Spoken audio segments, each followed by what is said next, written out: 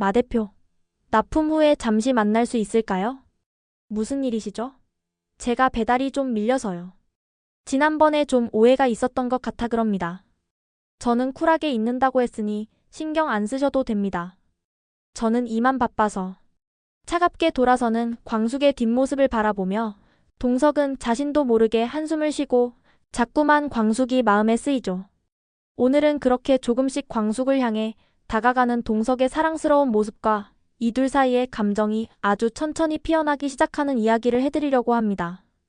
오천수는 아내 강소영과의 이혼 문제로 인해 깊은 고통에 시달리고 있었어요. 사흘 동안 단 한숨도 자지 못한 채 흐릿한 눈으로 밤을 넘기며 시간을 버텼고 결국 병원을 찾아 진료를 받은 후 수면제를 처방받게 되었어요.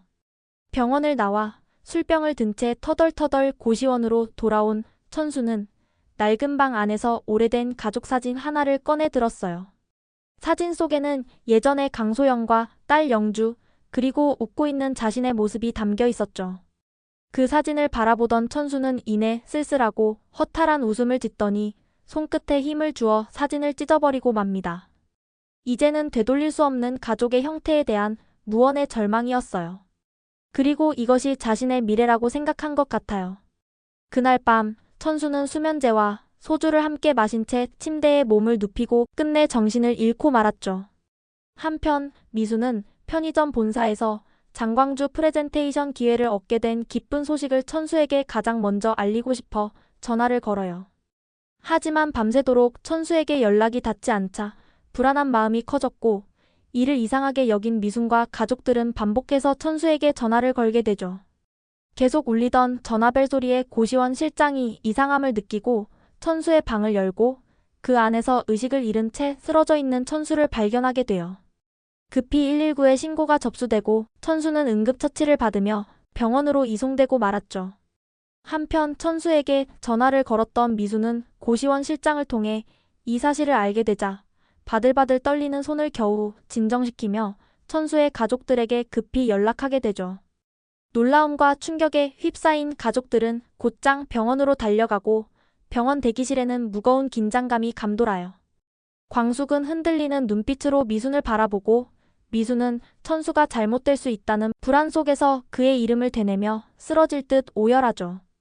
독수리 형제들 또한 각자의 방식으로 충격을 받아들이며 복도 한쪽에 조용히 기대에 눈을 감은 채 숨을 고릅니다. 천수의 이번 사건은 단지 한 사람의 사고가 아니라 이 가족 전체의 마음을 뒤흔드는 계기가 되었고 앞으로 다가올 갈등과 화해 그리고 감정의 변화를 예고하고 있는 것 같아요. 천수는 병원에서 치료를 받으며 회복 중에 있었고 다행히 위급한 상황은 아니었어요. 가족들은 안도의 한숨을 내쉬며 겨우 마음을 진정시킨 채 병실에서 천수의 회복을 지켜보고 있었죠. 하지만 분노를 감추지 못한 마광숙과 흥수는 천수의 아내 소연이 있는 동네로 직접 찾아가 천수의 현재 상황을 소연에게 전하게 되죠. 그런데 소연은 전혀 미안한 기색 없이 오히려 뻔뻔하게 말해요. 그 사람 내가 술 먹였어요? 그걸 왜 나한테 따져요?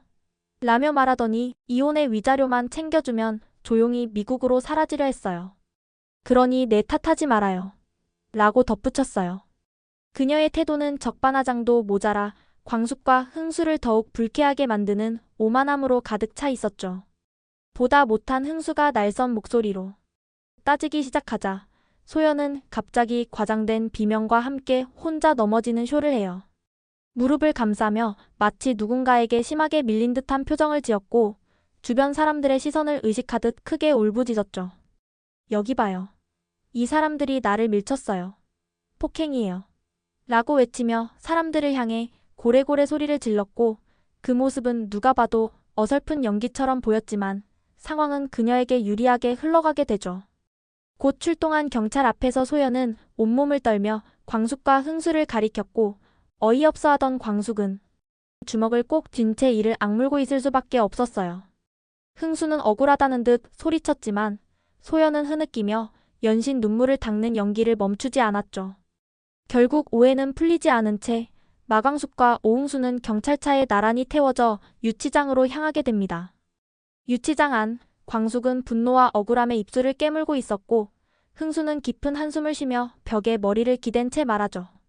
형수님, 우리가 도대체 뭘 잘못한 거예요? 이게 말이 돼요?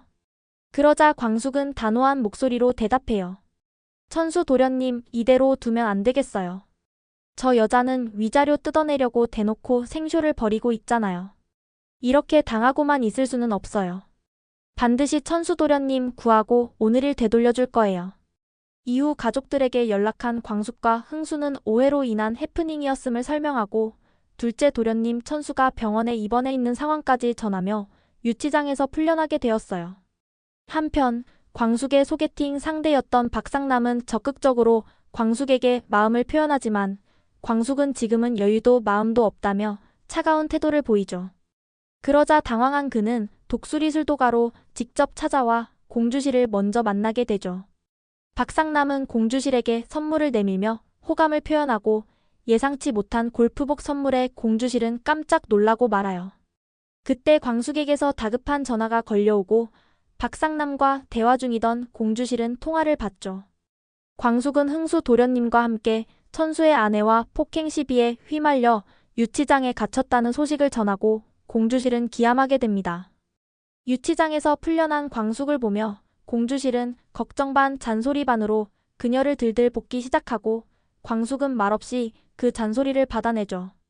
갈수록 꼬여가는 상황 속에서도 가족들은 더욱 단단하게 뭉치기 시작하죠. 동석은 한봄의 생명의 은인인 강수가 얼마 전 전역해 서울에서 지낸다는 이야기를 전해 듣고 감사한 마음을 전하고자 강수를 만나 식사 자리를 갖게 되었어요. 강수의 근황을 들으며 대화를 나누던 중 우연히 강수가 형수와 함께 독수리 술도가에서 지내고 있다는 사실을 알게 되죠. 그 순간 동석의 머릿속에 떠오른 건 바로 독고타기 했던 말이었어요. 독을 가득 품은 유혈목이 마광숙이 술도가를 차지하려고 형제들과 상속권, 재산 분쟁 중이라는 이야기였죠. 궁금해진 동석은 강수에게 어떻게 술도가를 광숙이 이어받게 되었는지 조심스럽게 묻게 되고 강수는 그동안의 진솔한 술도가에 속사정을 솔직하게 털어놓아요. 큰 형님 돌아가시고 3대째 내려오던 독수리 술도가가 빚더미에 올라 공중분해 위기에 처했을 때 형수님이 온 가족을 대신해 대출을 감당하고 홀로 장광주를 개발해내며 술도가를 일으켜 세운 이야기였죠. 지금은 그 장광주가 LX 호텔에 납품까지 하게 되며 독수리 술도가를 지탱하는 중심이 되었다는 말을 듣게 되었죠. 결혼한 지 열흘밖에 안 된 새 신부가 감당하기엔 말도 안 되는 큰 부담이었을 거라는 추측을 한 동석은 그간의 오해가 서서히 풀려가며 깊은 감동을 느끼게 되었어요. 이 모든 상황을 전해 듣고 동석은 그동안 자신이 마광숙을 오해했다는 사실을 깨닫고 뒤늦게 복잡한 감정에 휩싸이게 되죠. 겉으로는 쿨한 척, 무관심한 척했지만 그의 머릿속은 온통 광숙의 말투와 표정, 그녀가 지어준 짧은 미소, 투덜대던 행동 하나까지 떠올리며 점점 복잡해져만 갔어요. 나같이 용의주도하고 완벽한 사람이 왜 그런 실수를 했을까? 동석은 스스로에게 물으며 당황했고 다른 사람들 앞에서는 단 한 번의 실수 없이 완벽하게 통제해온 그였지만 이상하게 광숙 앞에서는 자꾸만 어설퍼지고 허둥대는 자신을 발견하게 되었어요. 그의 마음속엔 어느새 광숙이 깊이 자리 잡고 있었나 봐요. 그녀를 다시 마주하고 싶은 마음은 점점 커져갔고 이제는 단지 오해를 풀고 싶은 마음만으로는 설명되지 않았어요. 며칠 후 페스타 서빙주를 선발하기 위한 공식 시음 테스트에서 독수리 술도가 장광주가 1등으로 합격하게 됐어요. 동석은 장광주가 최종 확정되었다는 기쁜 소식을 누구보다 먼저 광숙에게 전하고 싶어 전화를 걸었지만 돌아온 그녀의 반응은 의외였죠. 동석에게 단단히 삐친 광숙은 무심한 말투로 "아, 그래요? 잘 됐네요. 저는 이만 바빠서" 라는 말만 남기고 전화를 끊었고 그 태도는 동석의 설렘을 무색하게 만들 만큼 차갑고 담담했죠. 이렇게 광숙에게 까인 동석은 직접 다가가 말을 건네기엔 자존심도 상하고 괜히 더 멀어질까 두려운 마음도 있었던 거예요. 결국 박 실장을 통해 광숙이 언제 호텔에 납품을 나오는지를 조심스레 캐내기 시작했어요. 우연한 척 자연스럽게 마주치기 위한 시도였죠. 그는 호텔 라운지에 일부러 머무르고 로비를 서성이며 그녀의 모습을 기다려요. 다려 입은 수트에 평소와는 다른 은은한 향수를 뿌리고 테이블 위에는 광숙이 관심 있어 할 만한 독수리술도가 장광주 관련 책자를 펼쳐두기도 합니다. 하지만 광숙은 페스타 서빙주, 납품 준비로 하루하루가 전쟁 같았고 도련님들의 잇따른 문제로 마음이 온통 분산돼 있었어요. 그녀는 동석의 존재를 인지하긴 했지만 그것이 어떤 의미인지 생각할 여유조차 없었던 거예요. 동석의 조심스럽고 서툰 구애는 광숙의 시야 안에 분명 존재하고 있었어요. 마치 가까이 있는 듯 하면서도 아직 건너지 못한 강물 너머에 있는 사람처럼 그녀의 마음문을 두드릴 단 하나의 타이밍을 기다리며 동석은 자신의 감정을 다잡고 있었죠. 그러던 어느 날 동석은 묘수를 하나 떠올려요. 바로 광숙과 함께 지내는 강수를 LX 호텔로 취업시키는 것이었어요. 겉으로 보기엔 한 봄의 생명을 구한 은인에게 보답하는 따뜻한 제안처럼 보였지만 동석의 마음 깊은 곳에는 조금은 쑥스럽고 귀여운 감정이 숨어 있었어요. 박 실장을 불러 강수가 일할 만한 자리를 조심스럽게 물어본 후 보안경비 팀장 자리를 추천한 그는 평소처럼 이성적이고 침착한 얼굴을 유지했지만 속으론 이런 생각을 하고 있었죠. 보미를 구해준 은인에 대한 고마움도 표현하고 광숙에 대해 좀 더 알아보고 싶었던 거예요. 강수가 보는 광숙은 어떤 사람일까? 그 눈에 비친 그녀에 대해 듣게 된다면 혹시 내가 모르던 광숙을 알 수 있을지도 모르지. 겉은 차분한 제안이었지만 사실은 광숙에 대한 감정이 점점 짙어져 가고 있다는 그의 내면의 고백이기도 했던 거예요. 한편 신라주조의 독고탁은 LX 호텔 페스타 서빙 중 공식 시음 테스트에 참가하라는 초대를 동석에게 직접 받고 자신만만하게 신제품을 선보였지만 결과는 참담했고 독수리술도가 장광주에 보기 좋게 밀려나고 말았어요. 결과 발표가 끝나자마자 독고탁은 자리에서 일어나 바닥을 내리찍듯 구두굽을 굴리며 개발팀 사무실로 향하죠. 회의실 문을 쾅 닫고 들어서더니 얼굴은 벌겋게 달아오르고 목소리는 폭풍처럼 터졌어요. 이게 술이야? 이딴 걸 6개월이나 처만들었어? 장광주한테 진 게 처음이냐고. 다 된 밥에 코를 빠뜨려. 이젠 진짜 끝장이다. 그는 마치 화산이 폭발하듯 책상을 치고 서류를 집어던지며 난리를 치기 시작하고 직원들은 고개도 들지 못하고 숨만 죽인 채 눈치를 볼 뿐이었죠. 그렇게 한바탕 퍼붓고 나서도 분이 풀리지 않은 독고탁은 이를 악물며 비서를 호출합니다. 문을 열고 들어온 비서를 향해 그는 또렷하고 차갑게 내뱉죠. 독수리술도가의 가장 약한 고리가 뭔지 알아와. 돈이든 사람이든 어디 하나만 툭 치면 전체가 와르르 무너질 그 지점. 가장 치명적인 약점을 정확히. 지금부터 독수리술도가를 철저히 무너뜨릴 거야. 비서는 말없이 고개를 끄덕이고 나가며 곧장 조사에 착수하죠.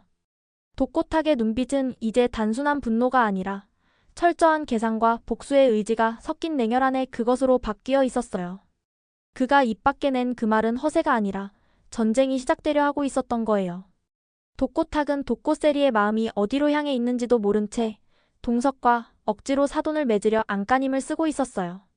그 과정에서 독수리술도가에 대한 근거 없는 소문을 의도적으로 흘리며 은근한 계략을 꾸미고 있는 것이죠. 단순한 견제가 아닌 한때 독수리술도가에 몸담았던 독고탁이 그 가문을 송두리째 흔들려는 계산된 움직임이었던 거예요.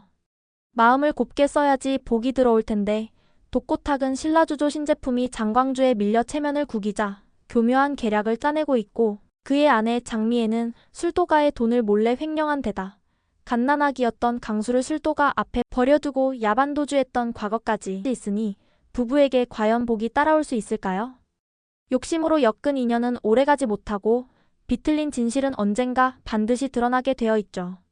하지만 이런 독고탁의 욕심 가득한 만행들은 결국 세리에게로 되돌아갈 거예요. 왜냐면 독고탁의 딸 세리가 요즘 푹 빠져있는 사람은 독수리술도가 넷째 범수와 그의 딸 한이에게 마음이 빼앗겼거든요. 싱글데디 범수와의 사랑일지도 모르는 세리도 알 수 없는 그 감정에 이끌려 있었고 파파걸, 마마걸 세리가 범수와의 사랑을 어떻게 펼쳐갈지 기대되어집니다. 그리고 이미 커플들은 다 정해져 있는 듯 보이시죠? 그런데 자꾸만 어긋나는 이들의 사랑. 회를 거듭할수록 더 긴장되고 더 아슬아슬해지는 감정선 속에 우리가 모르는 비밀 하나쯤은 꼭 숨어 있답니다. 가장 믿었던 사람의 숨겨진 얼굴, 그리고 서로에게 닿을 수 없을 것 같았던 두 사람 사이의 설레는 떨림, 그 모든 복선이 이제 조용히 그러나 분명하게 움직이고 있어요. 다음 영상에서는 더 깊고 더 진하고 더 심장이 콩닥콩닥 뛰게 할 이야기로 찾아오겠습니다. 드라마 리뷰 콩콩 구독과 좋아요 꾹 눌러주시고 여러분의 의견을 댓글로 꼭 남겨주세요. 시청해 주셔서 감사합니다. 다음에 또 만나요 콩콩.